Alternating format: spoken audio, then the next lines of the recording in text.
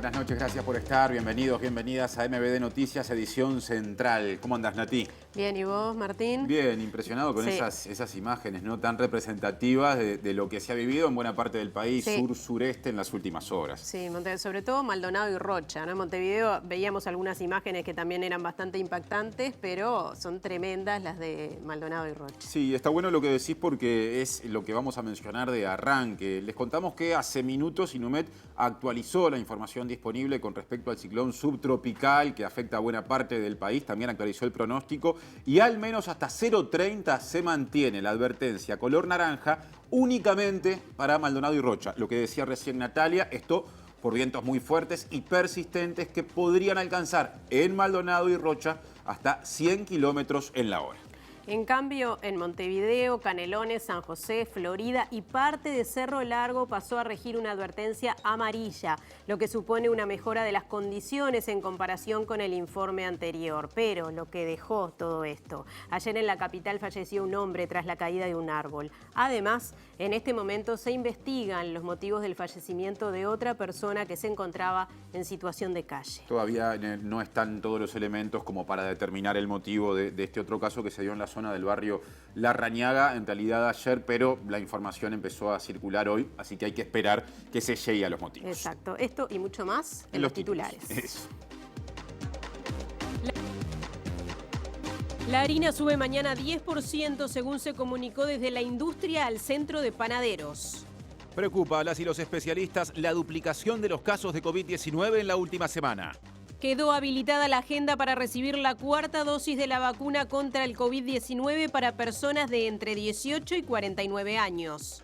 El personal de salud pública se declaró en conflicto y prepara una movilización para el 16 de junio. Justicia imputó a más de 180 personas por delitos de desacato o de destrucción de tobilleras electrónicas. El Ministerio del Interior propuso hacer un vallado en los accesos ante pedreas a los ómnibus. Los empresarios reclamaron acelerar la reforma de la seguridad social y subir la edad de jubilación. Fuertes críticas del presidente de Montecona al gobierno. Calificó de arbitrarios y atentatorios a los últimos decretos del Poder Ejecutivo sobre el puerto. Senado rindió homenaje a las 3 presidentas de la Comisión Nacional Pro Referéndum, conformada para organizar y promover la campaña de recolección de firmas para revocar la ley de caducidad. La Intendencia de Montevideo inauguró un programa de capacitación para personas trans y no binarias en el Día Internacional contra la Homofobia. Evacuaron a los últimos soldados sitiados en Mariupol, las zonas prorrusas de Ucrania. Turquía demora la incorporación de Finlandia y Suecia a la OTAN.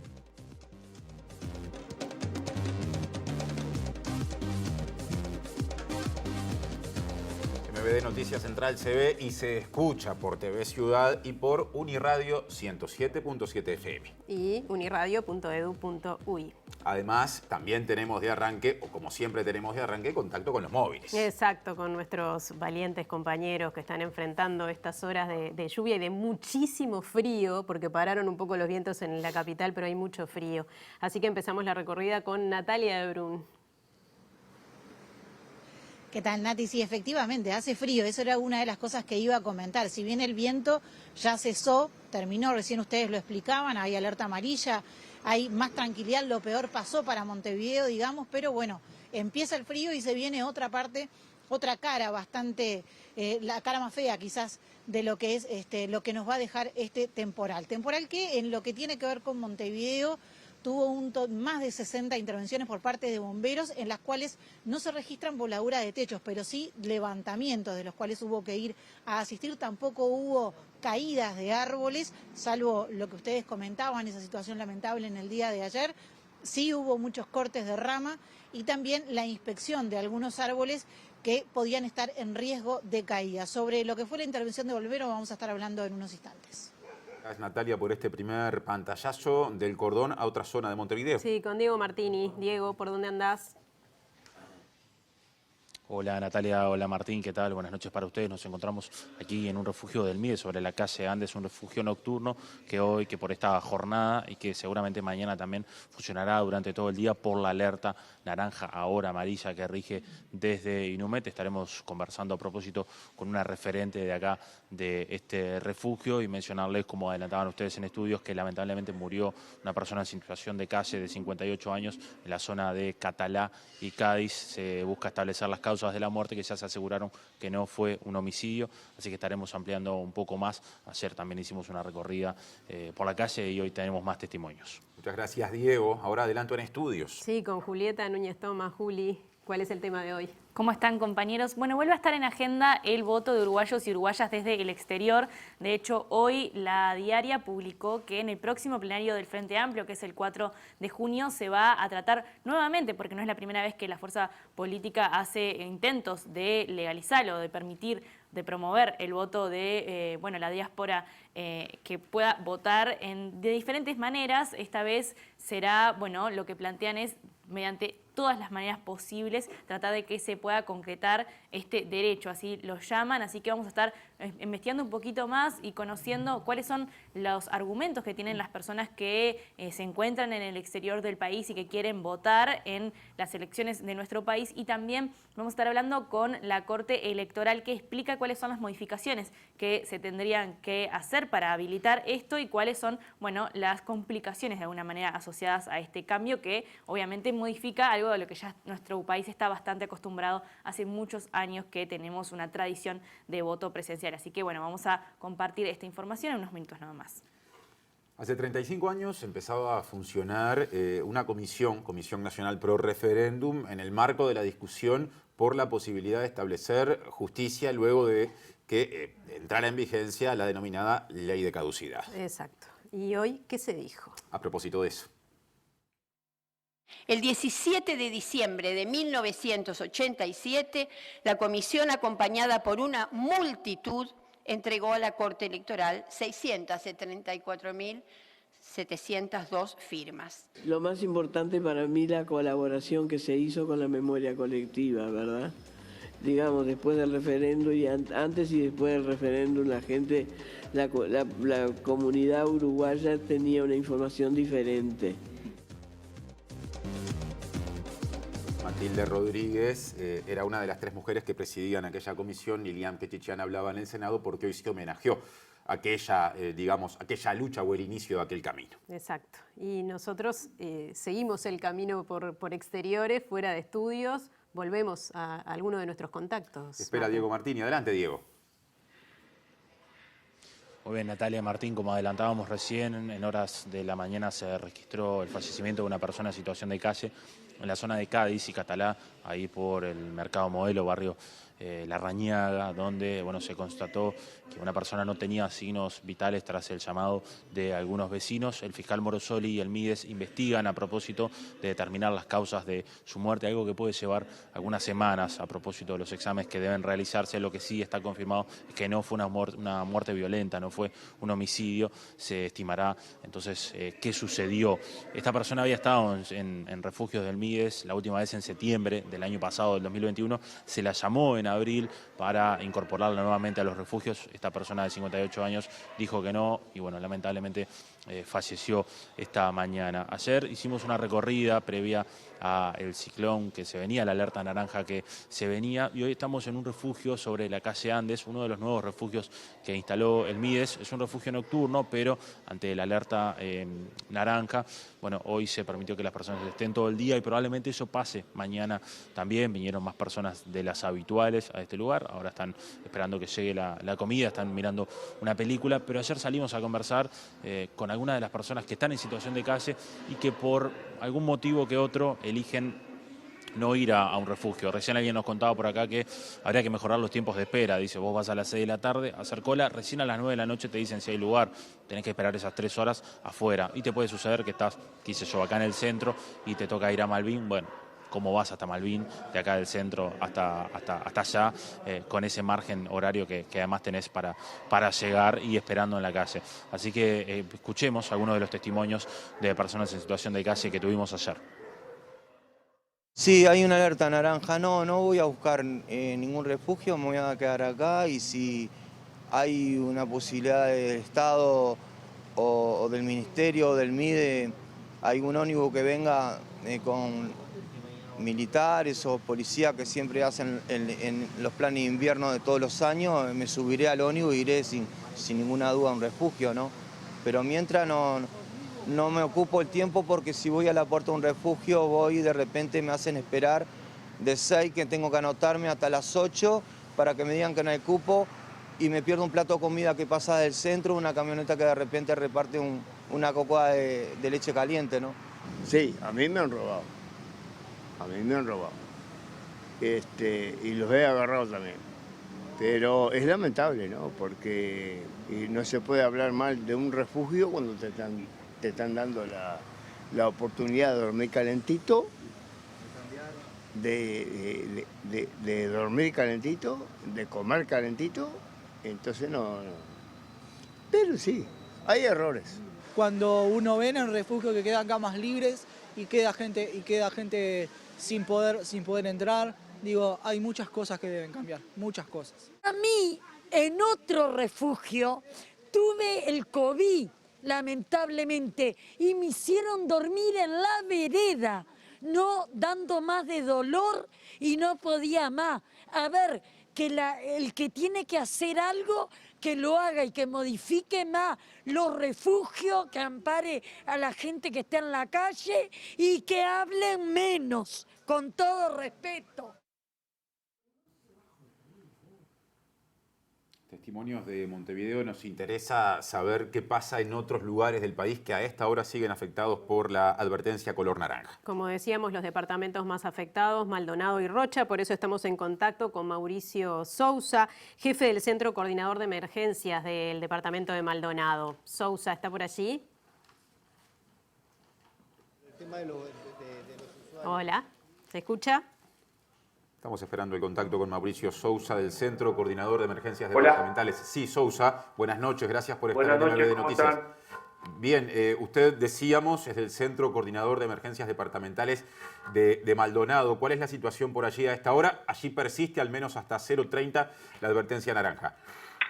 Seguimos trabajando intensamente con todos los equipos desplegados en todo lo que es la franja costera, siendo monitoreado, actuando rápidamente sobre las intervenciones que van siendo solicitadas con un trabajo de prevención, educación. Hay zonas que por un tema de precaución se procedió al cierre, al vallado, al cintado, a señalizaciones para que la gente tenga precaución al circular por ahí.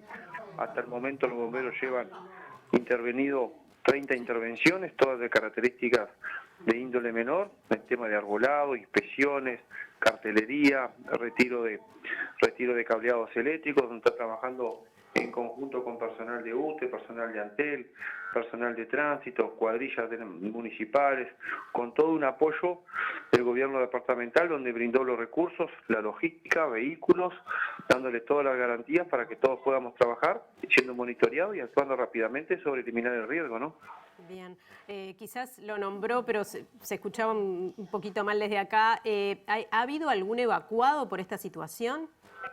No, nosotros en una tarea preventiva, en el día de ayer, se trabajó en una intervención donde fue asesorado por personal de bomberos, con arquitectos, con todo un trabajo técnico, donde por precaución se le recomendó a una familia que estaba compuesta por 3 mayores y 6 menores, de trasladarlos a un refugio que teníamos pronto para actuar en caso de emergencia, que fueron realojados en el batallón de ingeniería número 4, allí dándole todo un soporte y una contención a esa familia por precaución, y después el resto fueron actuados rápidamente.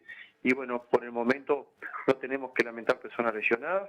Sí, es trabajar intensamente y recomendándole a toda la comunidad precaución en el momento de tener que salir de su hogar o evitar que lo circule, ¿no?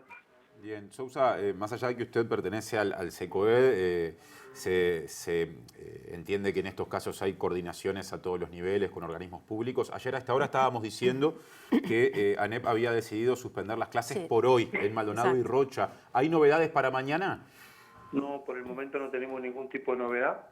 Seguimos nosotros trabajando intensamente, coordinadamente con todas las instituciones estatales, con todos los recursos, actuando sobre el tema de la emergencia, monitoreo constantemente con el apoyo de todos los equipos que integran el SECOE, con un centro de comando unificado donde está monitoreando permanentemente y bueno, esperando la actualización que se va a realizar a medianoche, a ver cómo se va comportando el fenómeno climático, ¿no? Bien.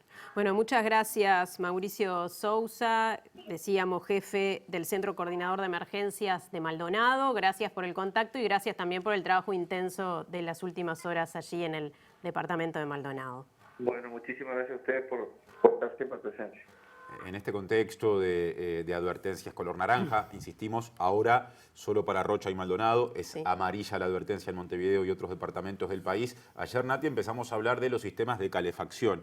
Y bueno, vamos a profundizar en ese asunto que es muy importante siempre y más a las puertas del invierno. Exacto, mostrábamos algunas gráficas comparativas de precios elaboradas por la empresa SEG Ingeniería.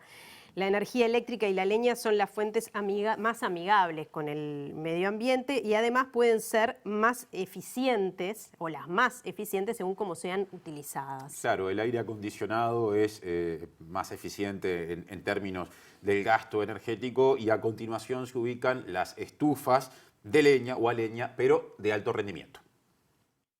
Todas las fuentes energéticas se pueden convertir en calor con distintas tecnologías, pero hay que saber cómo convertimos ese sistema de calefacción en energía útil y eficiente. Por ejemplo, la electricidad la podemos utilizar en un sistema que cuesta muy barato comprar un sistema simple e ineficiente, como es una estufa eléctrica común, a cuarzo, o un radiador de aceite, o un caloventilador. Son equipitos muy baratos, pero luego en la vida útil del equipo salen muy caros. ¿Por qué? Porque justamente la eficiencia de su uso es mucho peor que un aire acondicionado que tiene una eficiencia 3 veces superior a un caloventilador, por ejemplo. Entonces, a pesar de que usamos la misma energía de UTE, con la misma tarifa, un sistema nos cuesta 3 veces más barato que el otro.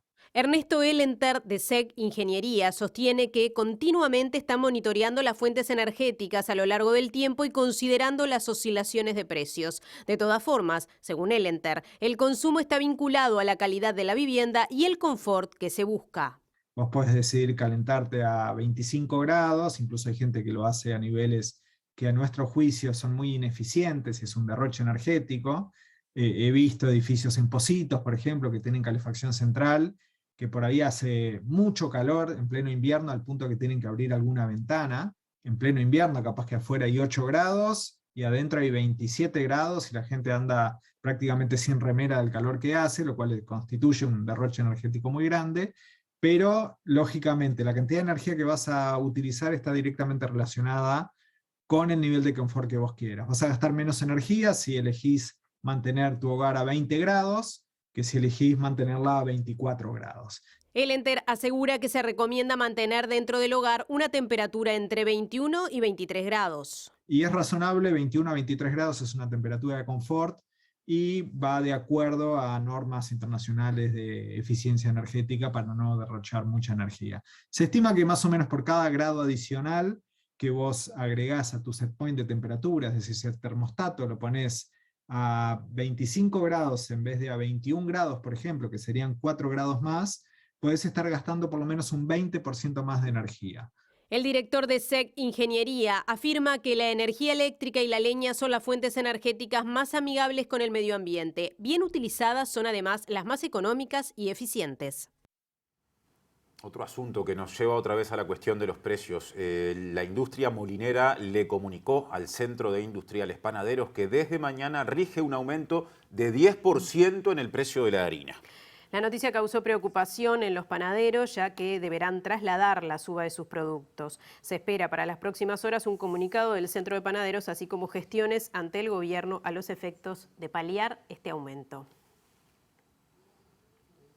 Agenda sanitaria, importante esto, se abrió la agenda para recibir cuarta dosis de la vacuna contra la COVID-19 para personas de entre 18 y 49 años que presenten comorbilidades. Exacto, desde hoy se abrió la agenda, pero la semana próxima empezarán a llegar los mensajes de confirmación con día, lugar y hora. Sí, mientras esto se comunica, está generando preocupación el aumento de casos de la COVID-19, según el último informe del Ministerio de Salud Pública. En la semana previa a ese informe se duplicó la cantidad de casos con respecto al informe de la semana anterior. Por eso conversamos con la internista e infectóloga Sofía Girot, quien habló o dijo que efectivamente se está registrando un aumento de casos. En las últimas horas se conoció el cuarto reporte semanal de coronavirus en Uruguay por parte del Ministerio de Salud Pública. Entre el 8 y el 14 de mayo se registraron 5.549 casos nuevos. El informe anterior daba cuenta que en una semana se habían registrado 2.830 casos, por lo que el aumento fue de un 96%. Sí, es claro y se marca un claro aumento del número de casos. En las últimas 2 semanas te diría que sostenido y también con aumento de positividad de test. Con lo cual, eso quiere decir que que hemos visto que ha sucedido también en otros países como Europa, que cuando cambia la variante predominante, que en este caso es esta subvariante de la Omicron, suceden unas nuevas olas.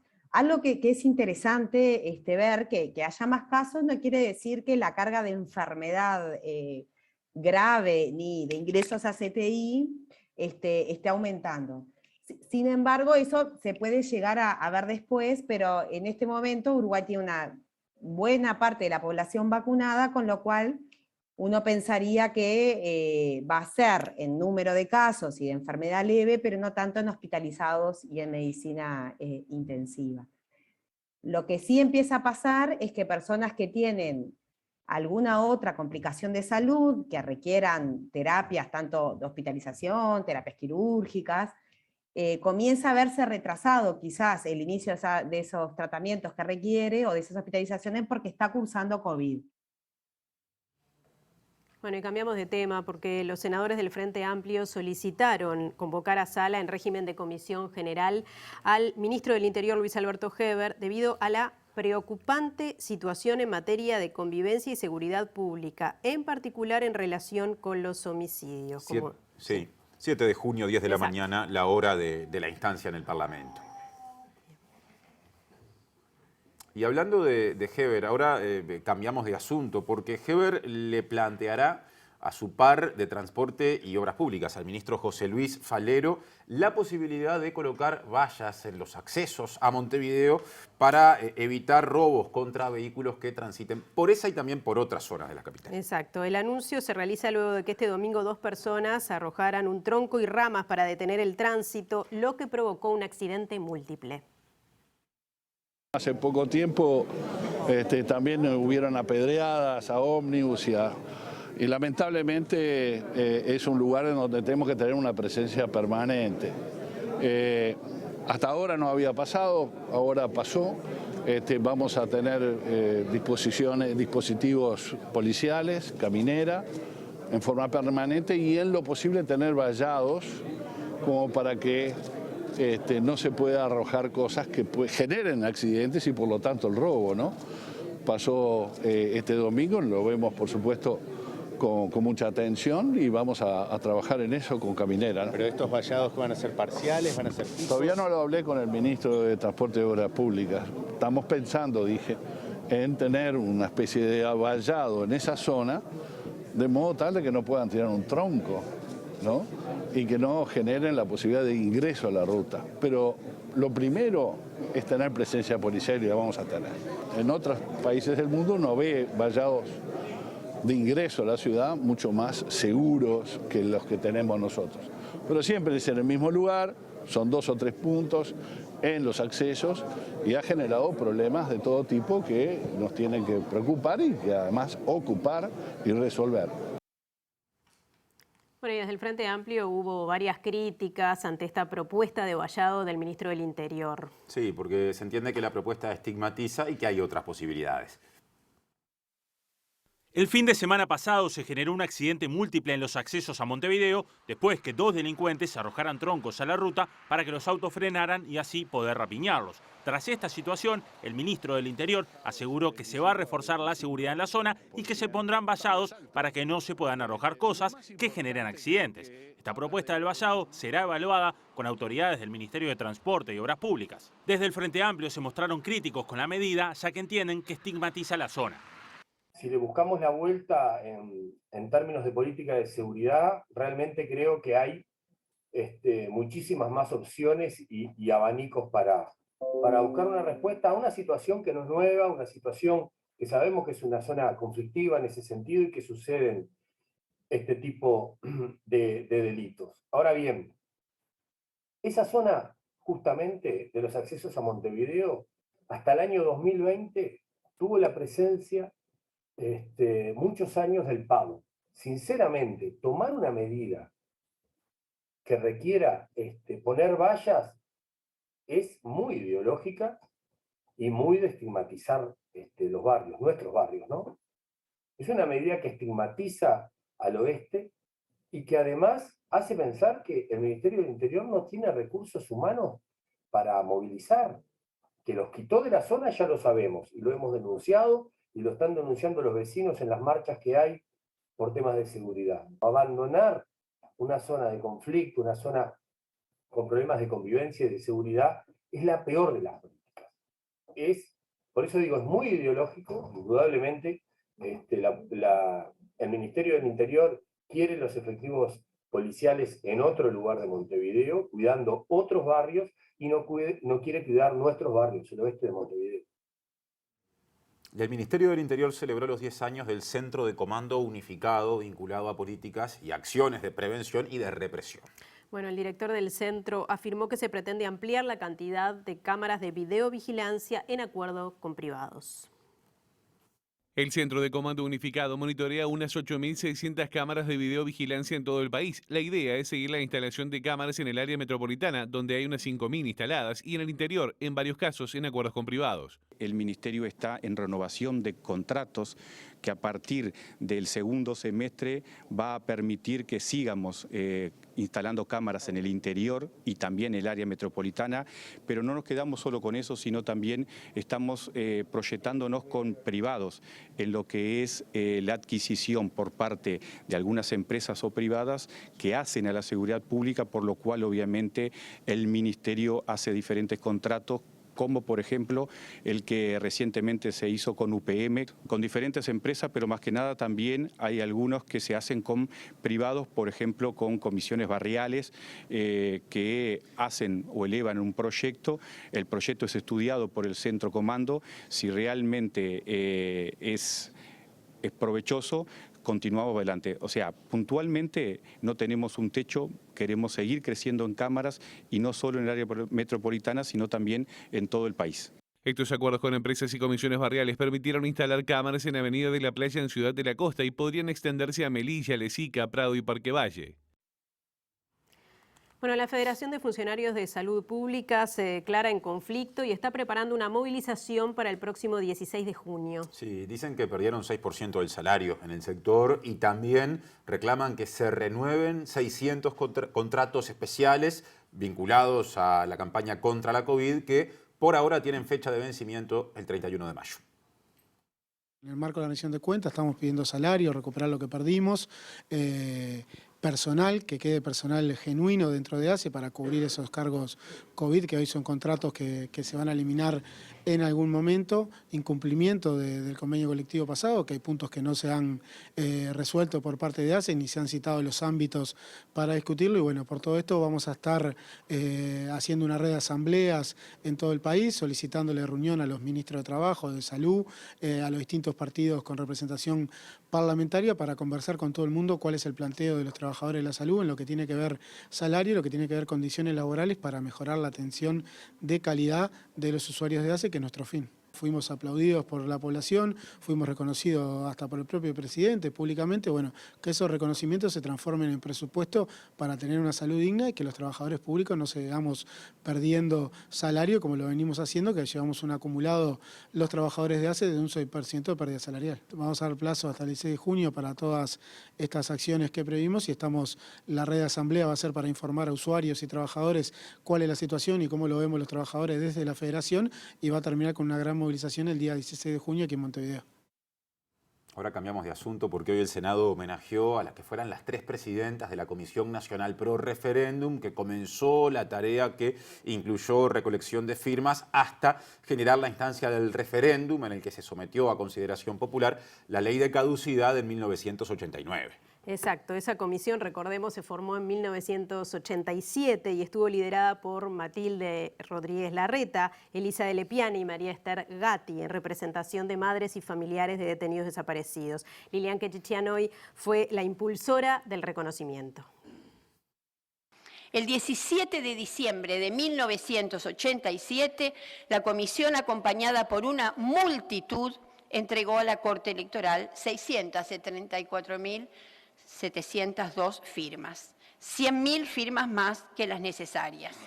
Finalmente, la Corte anunció que se habían validado 529.110, que alrededor de 75.000 habían sido anuladas y que unas 36.800 habían sido observadas. Entonces, la autoridad electoral convocó a 19.000 ciudadanos a ratificar su firma. Recordemos que se había llegado al extremo de anular las firmas de Sereñi y de Carlos Julio Pereira, por ejemplo. Si bien los datos de los ciudadanos eran confidenciales, la Corte también emitía listas de personas que habían firmado. Varios militares aparecían en esas listas, fueron sancionados. Llevaron la democracia hasta el extremo de sus posibilidades, reflexionaba Matilde Rodríguez un año después de lo acontecido.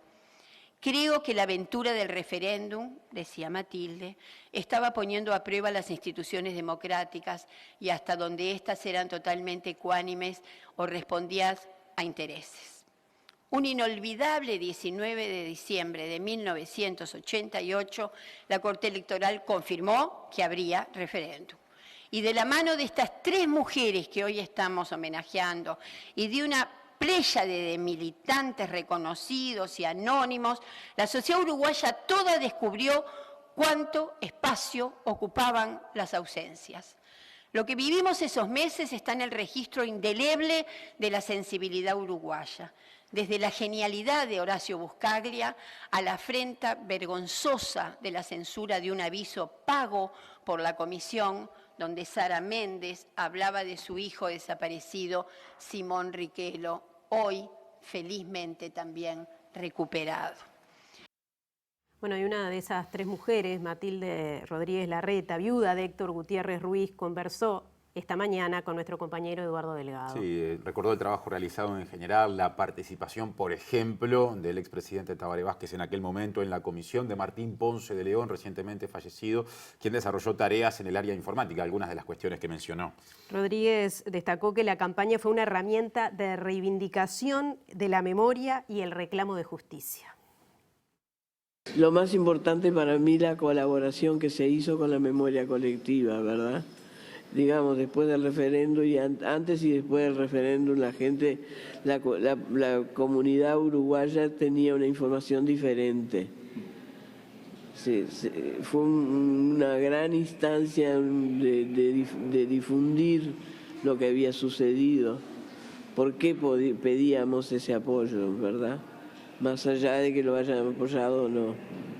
Se difundió, se vivió intensamente todos aquellos episodios que habían sido tan paradigmáticos de violaciones, ¿verdad? Defender las firmas en la Corte Electoral, donde iban delegados nuestros constantemente a pelear las firmas una a una, porque yo no digo que hubiera ninguna intención de fraude, pero había mala onda en la Corte en ese sentido y había que luchar con ese tema, ¿verdad? Otro asunto, nueva iniciativa, por lo menos en ciernes, con respecto al voto de personas uruguayas que no residen dentro del territorio nacional. El desarrollo del tema con nuestra compañera Julieta Núñez Tomás. Así es, compañeros. Bueno, se empiezan a mover nuevamente, en realidad, porque no es la primera vez que se empieza a trabajar por esto, tanto desde el Frente Amplio como desde otras organizaciones y los mismos ciudadanos y ciudadanas que residen en el exterior. Se empiezan a mover voluntades nuevamente para tratar de encontrar un camino para habilitar el voto de uruguayos y uruguayas desde el exterior. Hoy de mañana informó el matutino La Diaria que en el próximo plenario del Frente Amplio, que va a ser el 4 de junio, se va a intentar aprobar, o seguramente se apruebe, un plan político para impulsar por todos los mecanismos posibles la habilitación del voto y garantizar este derecho, así lo dice formalmente este borrador al que pudo acceder el periódico, que intentaría, bueno, habilitar esto que ya ha tenido otros intentos y ha fracasado de diferentes maneras en el pasado. Vamos a analizar un poco cuál es la situación de Uruguay con respecto a nuestros vecinos en nuestro continente y también mundialmente. Uruguay es uno de los pocos países que no tiene habilitado el voto consular o algunos de los mecanismos que permiten el voto desde el exterior. Aquí estamos viendo a mis espaldas nuestro continente, esto es América del Sur. Como pueden ver, únicamente Uruguay y Surinam no tienen habilitado algún tipo de mecanismo para que sus ciudadanos voten desde el exterior. Vamos a conversar cuáles son. No todos estos países tienen el mismo sistema, el mismo mecanismo, ni permiten votar para las mismas cosas. Vamos a ver cuáles son las situaciones de nuestros vecinos más cercanos. Argentina, por ejemplo, garantiza el derecho del voto de sus ciudadanos desde 1991. Brasil tiene habilitado el voto consular para las elecciones presidenciales únicamente desde 1965. Chile lo habilitó luego de una reforma desde 2017 para las elecciones, los plebiscitos nacionales, las elecciones primarias y las elecciones nacionales. Y Paraguay legalizó el voto consular desde 2012. La situación vinculada a Uruguay es que existen aproximadamente 600.000 uruguayos y uruguayas que residen fuera del territorio nacional, y esto, si bien es un número importante, considerando cuál es la población total que está la población de la nacionalidad total uruguaya, bueno, si se tiene en cuenta cuáles fueron más o menos las últimas instancias importantes de votación que tuvimos en nuestro país, tanto el referéndum por 135 artículos de la LUC como las elecciones nacionales, las diferencias de votación que se observaron allí, obviamente que este número de 600.000, aunque no todas votarían, bueno, puede llegar a mover la aguja de alguna manera, y eso es, de alguna manera, desde algunos sectores lo que se plantea y lo que se señala también como una de las objeciones vistas desde quienes apoyan estas iniciativas para vehiculizar, para darle trámite y para habilitar el voto desde el exterior. Nosotros hablamos con Jorge Eiris, que es integrante de la Ronda Cívica Uruguay. Él vive en Córdoba y hace muchos años que, bueno, trabaja con la diáspora uruguaya vinculado al voto, pero también en otros puntos que tienen que ver con los vínculos que uruguayas y uruguayas tienen con nuestro país, uruguayos y uruguayas que residen en el exterior. Él nos mencionaba, bueno, por qué siguen insistiendo con esto luego de haber tenido unos cuantos intentos y no haberlo logrado, y por qué creen que es un derecho que tienen que garantizar Uruguay. Realmente no entendemos cómo el sistema político uruguayo no ha podido, a través de todos estos años, resolver este tema, que además es un derecho que está consagrado en nuestra Constitución. Nosotros creemos que tenemos que seguir insistiendo porque a pesar de las oposiciones que hay, que son oposiciones no al derecho, porque yo creo que hoy nadie se atreve a negar este derecho a los uruguayos del exterior. Se anteponen objeciones de tipo, yo diría, político-partidario. Hay prejuicios sobre los uruguayos que residen en el exterior, y hay también especulaciones de tipo político-partidario, creyendo de que, bueno, que los uruguayos del exterior se inclinan partidariamente. Y eso no es cierto. En el exterior hay uruguayos que profesan todas las ideologías. Hay blancos, hay colorados, hay frente amplistas, hay independientes. De manera que ese no puede ser un obstáculo para que realmente se cumpla definitivamente con este mandato constitucional. El voto es de todos los uruguayos. Bueno, Jorge Eris decía que se tiene que cumplir con el mandato constitucional. Sin embargo, hay polémica sobre lo que dice la Constitución. Bueno, concretamente, Nati, en ningún lado de la Constitución dice que está prohibido que las personas que viven en el exterior del país voten en las instancias electorales importantes, ¿no? No hay un segmento, no hay un artículo que hable de esto, pero sin embargo sí hay algunos artículos que se han interpretado por parte de los objetores del voto en el exterior como que no sería constitucional votar en estos mecanismos que se vienen habilitando a lo largo y ancho del mundo. Por ejemplo, el primer artículo de la Constitución que habla de que la República Oriental del Uruguay es la asociación política de los habitantes que se encuentran dentro del territorio nacional. Esto fue uno de los argumentos que se utilizó. También el artículo 81, que en realidad habla de que los derechos civiles se recuperan cuando se tiene la nacionalidad en otro país al ingresar al territorio nacional. Estos fueron algunos de los argumentos que se utilizaron. Lo que habla Jorge Eris y que otras personas también sostenieron es otro artículo de la Constitución, que es el 77, en el capítulo que se habla sobre el sufragio, que dice que todo ciudadano es miembro de la soberanía de la nación y como tal es elector y elegible. Así que ellos lo que plantean es que justamente no se deja de ser ciudadano por estar en el exterior del país y que esto es uno de los derechos que tiene el ciudadano, que es el derecho de elegir a sus representantes nacionales y también a su parlamento y demás, que eso se puede ir luego afinando cuáles son las cosas que se pueden elegir desde el exterior o no. Lo que sucede y lo que de alguna manera, hizo más polémica el entendimiento de lo que sucede, lo que está expresado en la Constitución, es que en 2020 la Suprema Corte de Justicia declaró inconstitucional un artículo de la Ley 19.654 de 2018, que fue una ley que impulsó el Frente Amplio, porque que esta ley lo que señalaba es que, este artículo, perdón, el que se declaró inconstitucional, es que el hecho de residir fuera del país no obsta al ejercicio de los derechos y obligaciones inherentes a la ciudadanía. Este fue el esfuerzo legislativo que hizo el Frente Amplio para intentar que se habilitara el voto del exterior, pero a partir de una acción que promovieron partidos vinculados a la coalición que hoy está en el gobierno, la Suprema Corte de Justicia lo declaró inconstitucional. Así que ahora lo que queda es que tanto el Frente Amplio como las otras personas que participan de este movimiento y que piden la aprobación, la habilitación del voto en exterior, escojan uno de los caminos a seguir. Uno puede ser nuevamente una modificación legislativa, que lo que requiere son mayorías especiales en el Parlamento para aprobarse, y otro sería una modificación de la Constitución mediante una iniciativa popular. Ahora, lo que está claro es que en caso de que esto se apruebe, requeriría de modificaciones importantes a la tradición del voto uruguayo. Así es. Y eso justamente nos mencionaba hoy José Garchitorena, ministro de la Corte Electoral, cuando le consultamos qué sucedería si esto se aprueba, si alguno de estos caminos se escogen y luego logran triunfar con esto que están proponiendo. Y él lo que nos mencionaba es que si bien la Corte Electoral no tiene una postura con respecto de esto y que tanto él como la Corte Electoral no tienen una postura y obviamente van a acatar lo que señalen desde el legislativo o desde la ciudadanía, sí hay algunas cuestiones que habría que adaptar, principalmente lo que tiene que ver con el voto electrónico y el voto consular.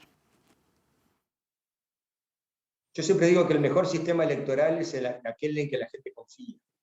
El voto electrónico es un voto que tiene la dificultad o la particularidad de que no lo puede controlar cualquiera. Se requieren auditorías informáticas para revisar el software que se aplica para la emisión del voto, ¿no? Entonces, cambiaría también radicalmente el papel que tienen los partidos políticos en el proceso de contralor del acto electoral. El voto electrónico, por otra parte, implicaría una inversión muy importante, porque naturalmente todo lo que es desarrollo de software, más allá, independientemente del hardware, ¿no?, de todo lo que son los equipamientos, solo el desarrollo del software, de los programas informáticos para la emisión del voto, eso naturalmente cuesta dinero, que habrá que prever oportunamente, no tengo ni idea, pero no debe ser poco los montos que se requieren. El voto consular, bueno, implicaría la incorporación al sistema electoral uruguayo de oficinas consulares que son dependientes del Poder Ejecutivo, lo que también va un poco en contra de lo que ha sido la tradición nacional, que ha concentrado todo el electoral en un órgano ajeno al Poder Ejecutivo, fundamentalmente, ¿verdad? Como es la Corte Electoral. Tiene una naturaleza casi de órgano del Estado, de poder del Estado, es un órgano de creación constitucional, se discute su naturaleza jurídica, pero está claro que no depende de ninguno de los poderes del Estado, y justamente eso es una de las garantías fundamentales y las particularidades de nuestro sistema. Ahora otro tema. El presidente de la multinacional Montecón dijo que el gobierno uruguayo atentó contra la libre competencia al asignarle directa y discrecionalmente negocios a Catunazzi. El empresario también manifestó que la disputa entre ambas compañías generará consecuencias lamentables sobre la competitividad del puerto de Montevideo.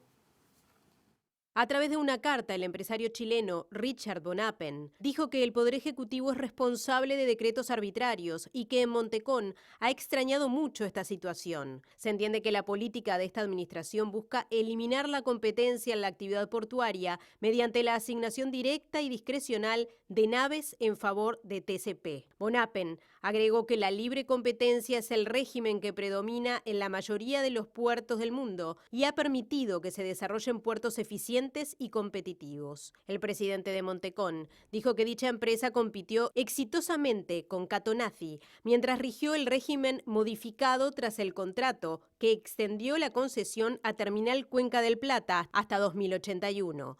Destacó que su firma conquistó 50% del mercado y que ese proceso tuvo efectos positivos sobre los precios. La carta asegura que el cambio en la política portuaria contradice la tradición uruguaya de respeto del Estado de Derecho. Finaliza estableciendo: solo pedimos se cumpla la ley y nos dejen competir. Es tiempo de columna de análisis económico para por lo menos aproximarnos a una serie de respuestas a diversas preguntas. Por ejemplo, ¿cuánto cuesta el paquete de medidas que se ha aplicado para contener la inflación? Esa es una, Nati. Esa y otras respuestas nos dará ahora el economista Germán de Agosto. ¿Cómo andan? ¿Todo bien, ¿Cómo Germán? estás? Todo bien. Efectivamente, lo que tenemos para analizar hoy es el costo de las medidas que han sido desplegadas para justamente atacar el aumento de los precios, ¿sí? Hasta ahora. Ahora en este momento está la ministra en Torre Ejecutiva junto a Lema y junto a Mieres anunciando otro conjunto de medidas que también tienen que ver con lo que vamos a conversar hoy, que tiene que ver justamente con el hecho de lograr una mejor focalización. Entonces, lo que tenemos hasta ahora es, según lo que comunicó el subsecretario de Economía el otro día en la Comisión de Hacienda, es que se han destinado 184 millones de dólares justamente en esa serie de medidas. Las medidas más importantes tienen que ver con el adelanto de pasividades, 90 millones, y con el tema de no ajustar los combustibles en función de lo que establece la PPI. ¿Sí? Ahí son 60 millones más, y luego tenemos un poco menos, ¿sí? En lo que tiene que ver con el adelanto de los salarios para los empleados públicos y con la rebaja del IVA. Entonces, pensando con esto como marco y pensando de alguna manera en cómo se puede focalizar mejor o hacer más eficiente el uso de recursos, pensando en que la situación inflacionaria afecta de nuevo siempre a los más vulnerables, ¿sí? Vamos a analizar un poquito cuáles son las alternativas que pueden ser desplegadas en el corto plazo, pero también pensando un poquito más hacia adelante y aprovechando un conjunto de condiciones técnicas que hoy efectivamente lo permiten. Y para eso es relevante detenernos ahora en la segunda placa, que lo que nos muestra es cuál es la estructura tributaria de nuestro país. Básicamente, ese es el 100%, ¿sí? de la recaudación, y lo que tenemos es que el 58% corresponde a impuestos al consumo. En particular, solamente el IVA es casi la mitad de la recaudación. El tema es cuál es el problema con el IVA o con los impuestos al consumo, que justamente son regresivos, porque gravan de la misma manera a sujetos pasivos que son desiguales, y además los porcentajes de gasto que destinan los hogares de menos recursos son mucho más altos, porque justamente el grueso de su ingreso se va al consumo y nada se destina al ahorro. O sea que el problema que tenemos es que el impuesto del cual depende la mitad de la recaudación es un impuesto que es regresivo. Y además es poco transparente porque nosotros incluimos los precios con IVA, entonces de alguna manera se disimula, ¿sí? Entonces, cuando pensamos en las medidas que han sido desplegadas, por ejemplo, lo que tenemos es que, algo que hemos discutido, que no necesariamente se traducen, y eso lo vimos, por ejemplo, con los panificados, y ahora con lo que la noticia que analizamos del 10% más, no se materializó un efecto de la rebaja de IVA, a pesar de que se destinaron recursos con tales objetivos. Claro. Entonces, pensando en esa situación, una propuesta puede ser justamente movernos hacia un esquema, ¿sí?, de un impuesto personalizado, en particular un IVA personalizado, que es lo que tenemos en la tercera placa. De vuelta, dado que la mitad de la recaudación depende de ese impuesto y que ese es un impuesto regresivo, ¿cuáles son las soluciones que tenemos a la hora de pensar cómo mitigar esa regresividad? ¿Cómo hacer que justamente el impuesto no recaiga más sobre los que tienen menos? Entonces, típicamente la solución universal que se ha desplegado para esto es agarrar un conjunto de bienes y servicios, un conjunto de productos que tiene una alta participación dentro del ingreso de los hogares de menores recursos y exonerarlos o gravarlos a una tasa menor, lo que vimos. O se exoneran algunos productos o se grava a la tasa del IVA del 10%. ¿Sí? ¿Cuál es el problema con esta solución? Es que es una solución poco efectiva por distintos motivos. En particular, no focaliza, porque de alguna manera todos, independientemente de nuestro ingreso, nos beneficiamos de esa rebaja. ¿Sí? O sea que en un contexto donde la cancha marcada fiscalmente por el gobierno impone restricciones sobre los recursos, la focalización pasa a tener un papel mucho más ponderante. De vuelta, esto también resta justamente recursos que vienen de la recaudación que se pueden destinar a otro gasto social, ¿sí? Y además complejiza la gestión de los impuestos, lo que puede derivar también en incumplimientos, por ejemplo. Entonces, no, Germán, que nos está llegando la información de algunas de las medidas que se están comunicando en este momento. Por ejemplo, que el precio del supergas se va a congelar hasta fines de septiembre. Y también un aumento con respecto a las asignaciones familiares que se recibirán de junio a septiembre. Si no me equivoco, es del 4%, ¿verdad? Sí, son un conjunto de medidas que justamente están siendo comunicadas ahora y que tienen que ver, en algunas partes, con lo que estamos discutiendo, que tiene que ver con la focalización, porque de hecho... Exacto, el IVA focalizado. Exacto, con la potencia que uno se puede aprovechar dado que tenemos la disponibilidad técnica, la información, los medios electrónicos, que ahí está la clave. Si nosotros personalizamos el IVA, es algo que podemos hacer de forma compatible con la tecnología que tenemos hoy, en particular justamente a través de medios de pagos electrónicos. Ese es un tema central para pensar si efectivamente las rebajas y los recursos que se destinan efectivamente van a parar a los hogares que tienen menos recursos y si eso es efectivo y si eso es eficiente. ¿Sí? Si permite alcanzar esos objetivos de la forma más eficiente. Entonces, lo que tenemos ahora es una serie de medidas que apuntan a esto y que ya analizaremos pertinentemente cuando tengamos toda la información ya sobre la mesa. Aprovechando tu presencia, Germán, para compartir en el momento en el que nos va llegando la información, alguna mirada o algún comentario extra que puedas hacer sobre esto que el gobierno ha resuelto. Nati ya te comunicó un par de medidas que estaban en tu conocimiento. También la ministra de Economía y Finanzas, Azucena Arbeleche, anunció la baja de aranceles para algunos productos vinculados a la harina de trigo, la soja y el girasol. Esto último, ¿cómo en palabras más sencillas lo tenemos que entender?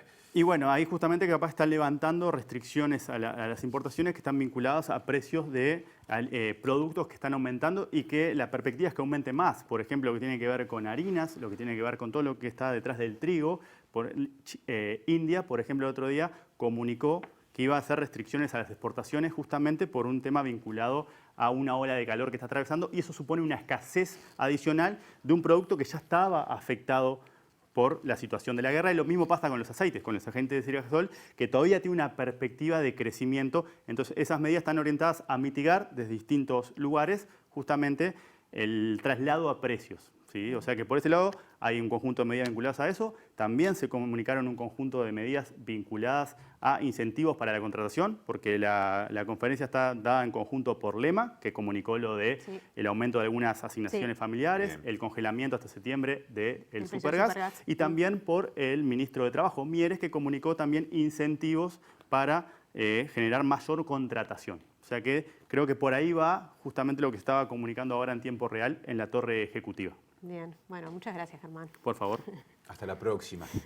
Seguimos adelante con otras informaciones. Ahora les contamos que en el marco del Día Internacional contra la Homofobia, la Secretaría de la Diversidad de la Intendencia de Montevideo inauguró un programa de capacitación para personas trans y no binarias. Aclaro, es el Día contra la homofobia a nivel mundial, pero también contra la lesbofobia y la transfobia y la bifobia además. Bueno, como parte del programa también reunieron a las personas trans que trabajan en el programa ABC para intercambiar sobre las mejoras de las condiciones laborales.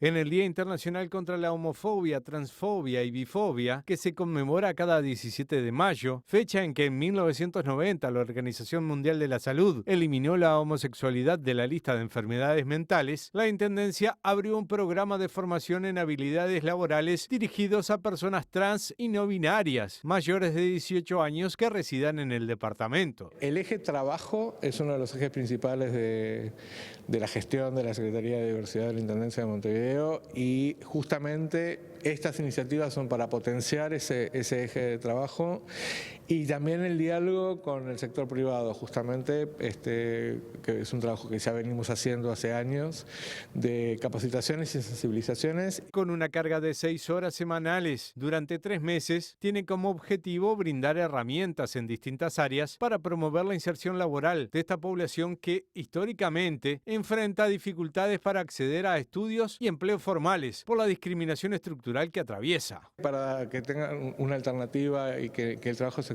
no sea la opción para poder sobrevivir, eso convengamos que es el resultado de la exclusión permanente. Entonces, estas capacitaciones que tenemos, que van a ser en 3 niveles, tienen que ver primero que nada como con la autogestión, o sea, la valorización de la propia persona capaz de generar sus propios proyectos. Un segundo nivel que tiene cómo socializar esos proyectos o ese oficio o esa vocación, y un tercer nivel que tiene que ver con la asociatividad, o sea, la posibilidad de generar trabajos en conjunto con otras personas, sean pares o no. Hasta aquí nuestro primer bloque. Pero ya venimos con más información.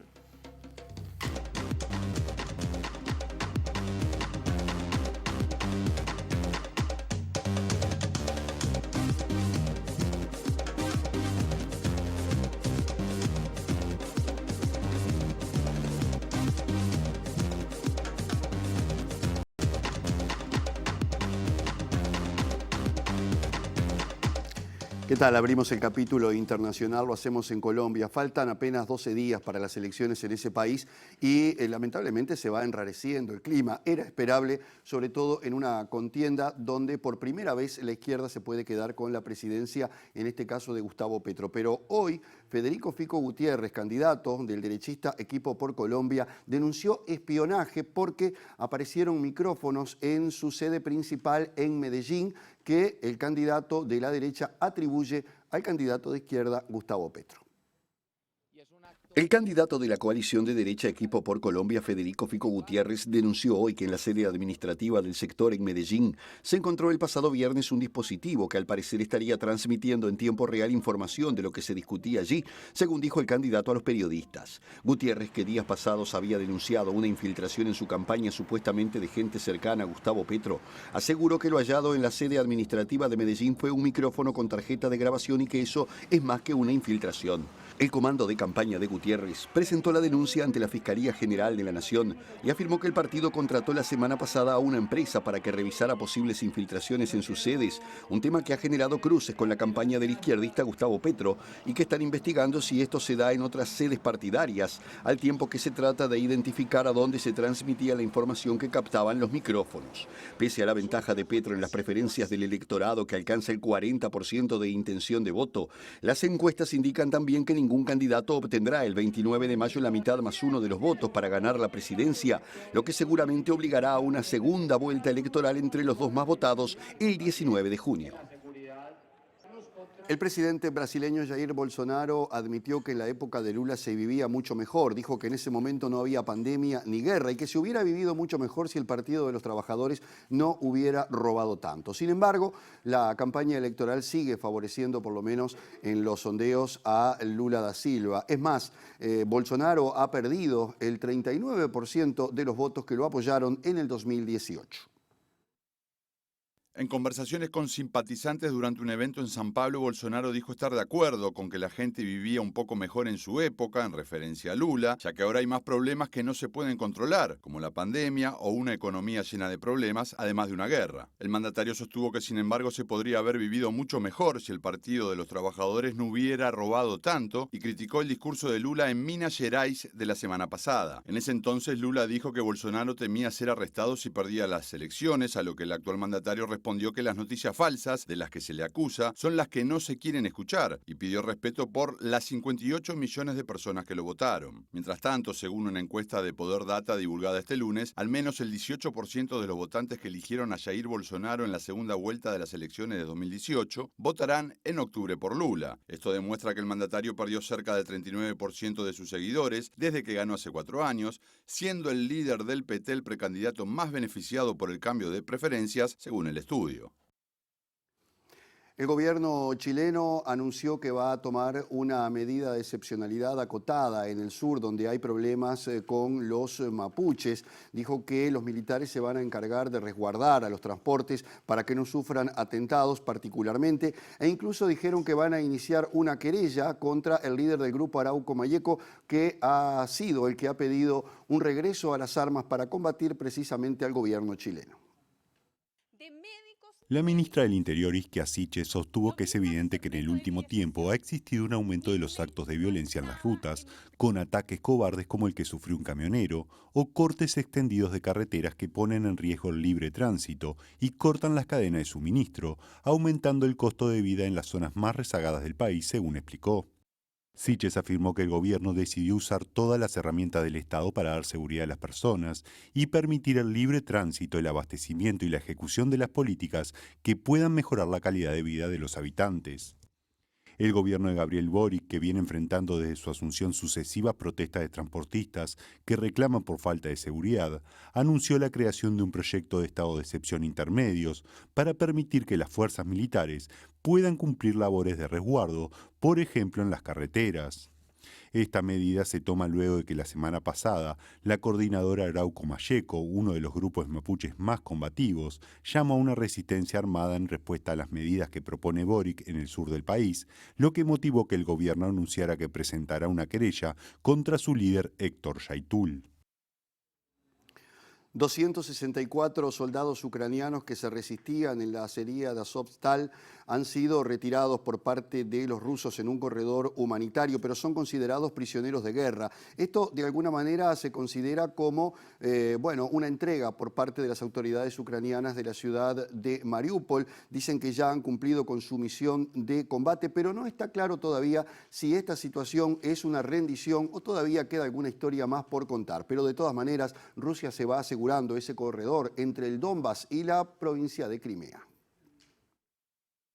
Más de 260 combatientes ucranianos, algunos de ellos gravemente heridos, han sido evacuados de la planta siderúrgica de Azovstal para ser entregados a las tropas rusas, en un movimiento que podría anticipar el final de la resistencia en ese bastión ucraniano. El gobierno de Kiev confía en poder intercambiar los soldados del batallón Azov por soldados rusos capturados, pero Rusia se planteará prohibir ese extremo para tratar a los soldados presos como criminales de guerra. Del total, 53 heridos graves fueron evacuados a un centro médico en Novosibirsk para recibir atención médica y las otras 211 personas fueron llevadas a Olenivka a través de un corredor humanitario, ambas localidades ubicadas en la autoproclamada República de Donetsk, mientras que el presidente de Ucrania, Volodymyr Zelensky, agradeció en su habitual discurso nocturno las acciones del ejército ucraniano y resaltó que el país necesita héroes ucranianos vivos. Mariupol, a orillas del mar de Azov, fue fuertemente bombardeada y quedó prácticamente destruida, con más de 100.000 personas que continuaron viviendo sin luz, agua y gas, donde desde hace semanas un contingente de soldados ucranianos ofrecía resistencia, por lo que la caída de este último reducto militar proporciona a Moscú la posibilidad de establecer un corredor entre el este ucraniano y la península de Crimea, anexionada en el 2014. El ingreso de Finlandia y Suecia en la OTAN, que parecía tan simple y necesario, tropieza con problemas porque el presidente turco Recep Tayyip Erdogan se niega a que estos países la integren, en el entendido de que son países que acogen al terrorismo, según dijo. Esto es por la relación que mantiene Suecia particularmente con las minorías kurdas. Y por otro lado, el canciller alemán Olaf Scholz dijo que va a apoyar a los países nórdicos, especialmente en esta integración. El mandatario turco afirmó que Suecia es un centro de incubación de organizaciones terroristas y que en su parlamento hay diputados que defienden a los terroristas, por lo que Turquía no aceptará su integración en la OTAN. El viernes pasado, Erdogan ya advirtió que no veía bien la intención de los dos países nórdicos de ingresar en la Alianza Atlántica por su actitud abierta hacia las organizaciones kurdas que Ankara considera ramificaciones del Partido de Trabajadores del Kurdistán, que están incluidos en la lista negra de Ankara, de la Unión Europea y de Estados Unidos, según dijo. Tras casi 2 siglos de neutralidad y de no alinearse militarmente, Suecia y Finlandia, miembros de la Unión Europea, formalizaron en los últimos días su candidatura a la Organización del Tratado del Atlántico Norte, consecuencia directa de la invasión rusa de Ucrania. Por su parte, el canciller alemán Olaf Scholz dijo hoy que Alemania reforzará su colaboración militar con ambos países, especialmente en la región del Báltico, con ejercicios militares comunes, y afirmó que Suecia y Finlandia siempre pueden contar con la ayuda germana, especialmente en esta situación tan especial, señaló el jefe del Ejecutivo en conferencia de prensa en Berlín. Otro asunto local. Desde el año 2021 la justicia formalizó a más de 180 personas por destrucción de tobilleras electrónicas o por desacato, según informó el Centro de Comando Unificado del Ministerio del Interior. Actualmente más de 3.300 personas entre víctimas y victimarios son monitoreadas por este sistema. Hoy el Ministerio del Interior tiene adjudicado por contrato 1.700 tobilleras. Instaladas y trabajando, o sea, instaladas tenemos alrededor de 1.650, por lo cual son más de 3.300 personas que están monitoreadas, y eso en todo el país.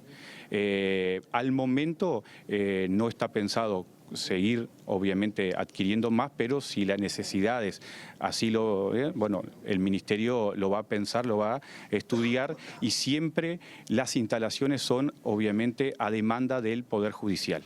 Además, el director del Centro de Comando Unificado informó que en los últimos meses se presentaron decenas de denuncias por rotura de dispositivos electrónicos e incumplir las medidas cautelares de no acercamiento. Las denuncias son muchas a diario. A título de ejemplo, en el 2020, del 2021 a la fecha, tenemos un promedio de 180 formalizados y condenados por diferentes delitos, cada uno cuáles son el desacato y la destrucción. Pero la legislación, que a partir de la ley 19.889 nos permitió hacer esta denuncia y hacer un seguimiento, porque hay que hacer un seguimiento a diario, obviamente bajamos las roturas y también las transgresiones. Nos estamos yendo, tiempo de repasar el pronóstico del tiempo con la importancia que tiene en estas horas de alerta naranja en parte del país y amarilla en otra parte del país. Exactamente, aquí en la capital la alerta es amarilla hasta las 0:30 horas y la alerta naranja permanece en el resto de la franja costera o hacia el este, claro, digamos. Sobre todo Maldonado y Rocha, los departamentos más afectados hasta ahora y que se espera que continúen los vientos fuertes de hasta 100 kilómetros por hora. Sí, al menos en buena parte de la próxima jornada eso seguirá estando así. Ya compartimos entonces lo que pronostica Inumet. Ahí tenemos imágenes de la Rambla de Montevideo. Mañana, miércoles 18 de mayo, la mínima en la capital 12 grados, la máxima 15, con persistencia de vientos fuertes y también se espera alguna precipitación, sobre todo hasta el mediodía. Y al fin aparece un solcito ahí el jueves con una máxima de 15 y una de 9. Van a seguir las sensaciones térmicas bajas, así que abrigarse, tener en cuenta eso. A nivel de las mínimas parece que se puede seguir bajando porque el viernes 20 de mayo, día de Marcha del Silencio con convocatoria masiva en Montevideo, pero con réplicas y convocatorias en todo el país, no se prevé que llueva, al menos de momento. La mínima será de 5 grados, la más baja de estos días que vienen, y la máxima de 16, por supuesto, y ya que lo mencionamos, habrá transmisión especial de TV Ciudad y MBD Noticias de la marcha el próximo viernes. Transmisión que comenzará a las 18 horas con Mirá Montevideo, claro, y continuará luego con MBD Noticias, y bueno, y seguiremos en adelante, y quienes vayan, abrigarse. Es cierto, ya tenemos ese dato como anticipo.